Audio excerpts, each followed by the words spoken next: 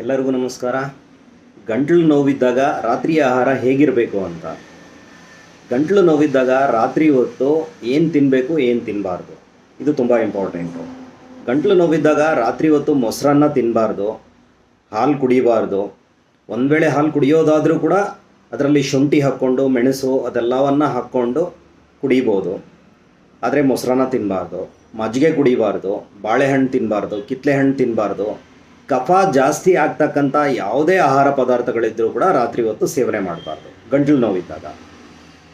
ಅದೇ ಏನನ್ನು ಸೇವನೆ ಮಾಡಿದರೆ ಒಳ್ಳೆಯದು ಅಂತಂದರೆ, ಜೀರ್ಣಕ್ಕೆ ಸುಲಭವಾಗಿರ್ತಕ್ಕಂಥ ಆಹಾರವನ್ನು ಸೇವನೆ ಮಾಡಿದರೆ ಒಳ್ಳೆಯದು. ಅದ್ರ ಜೊತೆಗೆ ಆದಷ್ಟು ಬೇಗನೆ ಊಟ ಮಾಡಿದರೆ ಒಳ್ಳೆಯದು. 6ರಿಂದ 7 ಗಂಟೆ ಒಳಗಡೆ ಊಟ ಮಾಡಿದರೆ ಒಳ್ಳೆಯದು.